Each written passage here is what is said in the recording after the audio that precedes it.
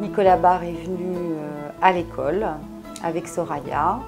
Et donc elle nous a présenté un projet qui nous a tout de suite intéressés parce qu'en fait il correspondait bien aux objectifs et aux actions que nous mettons en place depuis plusieurs années dans notre groupe scolaire. Le projet a la vocation en fait, de faire jouer les enfants au foot en mixité et de voir si le fait de jouer justement en mixité au foot depuis tout petit et pendant 5 ans influe sur les relations que les enfants peuvent avoir entre eux, entre garçons et filles, dans la cour de l'école, dans une classe. Donc c'était d'une part un bonheur total hein, puisque la mixité a très bien fonctionné. Maintenant au niveau des CM1, CM2, là il y a une énorme différence. C'est pas que je préfère travailler avec les petits, mais les grands ont déjà des stéréotypes. On sent déjà que les garçons sont la plupart un petit peu machos. Pourquoi on fait pas garçon-garçon? Ouais, c'est vrai. C'est nul, hein. Et les filles rejettent un petit peu toutes les situations qui pourraient être amenées à penser que c'est fait pour les garçons. Je demande aux garçons, et j'impose à certains garçons, ceux qui ont un meilleur niveau de football, de jouer obligatoirement avec les filles. Et là, on s'aperçoit d'une participation plus active de certaines filles. J'ai toujours ressenti comme une forte conviction que la mise en situation de pratique de mixité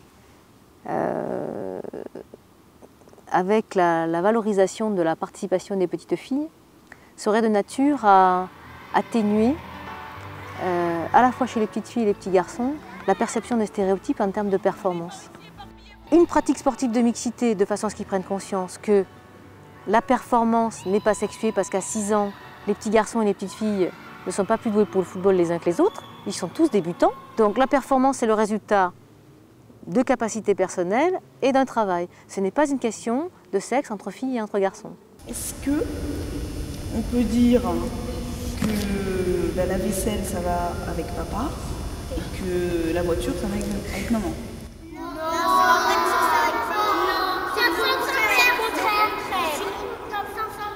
Et puis la deuxième chose, c'était de les interpeller sur les stéréotypes en les faisant parler. J'allais dire que ça s'est bien passé, mais moi, au lieu de chercher là-bas, c'était pas comme les autres jours. J'avais tout dans la main aujourd'hui, je cours derrière comme un petit chien. Et comment ça se fait à ton avis? Parce que je sais pas, ils gardent la balle. Qu'est-ce qu'il a? C'est moi qui ai la balle. Lui-même, tu l'avais là. Je t'ai pas demandé, tu vois, t'étais à fond avec la balle en train de te promener sur les terrains. Tu crois qu'il veut te décourager là? Toi-même, tu sais que je veux la balle. Quand j'ai joué là-bas, c'était le pied gauche que j'arrivais pas trop. C'était dur. Le pied droit, t'arrivais? Oui. D'ailleurs, quand on tirait là-bas, j'avais du mal à tirer entre les plots. Il suffit de jouer, de participer, d'avoir envie pour progresser. D'accord? Donc il faut jamais parler d'échec. Hein, et il faut toujours, quoi qu'on fasse, même si dans un premier temps on pense qu'on n'y arrive pas, il faut toujours penser positif, réessayer et prendre le temps d'apprendre.